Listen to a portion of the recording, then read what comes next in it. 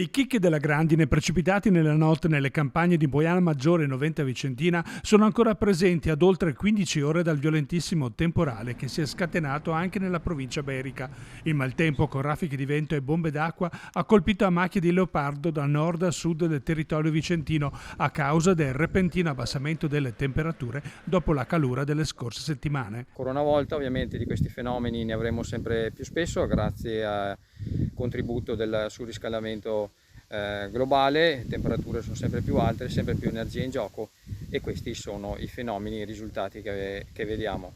Grandinate furiose, forti raffiche di vento. Colpite soprattutto le coltivazioni orticole, il mais, il tabacco, i vitigni. Le rilevazioni dei danni oscillano dal 30 al 70% della produzione. Avevamo sulle 70.000 piante di pomodori da fare sugo e è rimasto più niente. E oltretutto anche delle zucchine, quelle striate, ne avevamo circa sui 30-40.000 piantine, insomma. Adesso?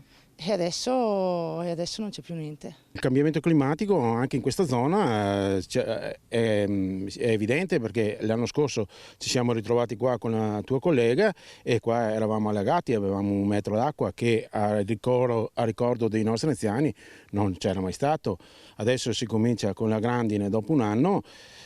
Fare impresa in questa zona comincia a diventare un po' problematico. Il campo di mais ai miei spalle ha un danno del circa sopra il 50% e quindi mi troverò a dover acquistare nel mercato una quantità di mais importante. La situazione drammatica scoraggia chi si ostina comunque a fare impresa. Non si tratta solo delle condizioni meteo. È impossibile andare avanti in questo modo, dopodiché sì, diciamo che dicono che non ci sono i giovani che possono portare avanti queste attività, ma non c'è neanche, ripeto, un aiuto per i giovani. Nessuno ci dà una mano. Sì, l'assicurazione ci può essere quando si tira fuori la somma, però quando c'è questo danno chi ci dà una mano?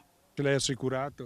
No, non sono assicurato perché non è conveniente per la mia azienda assicurarsi. E il ristorio, visto che prima I ristori non arrivano, perché anche l'anno scorso che siamo stati alluvionati assolutamente nessun ristoro da parte né della regione né dello Stato.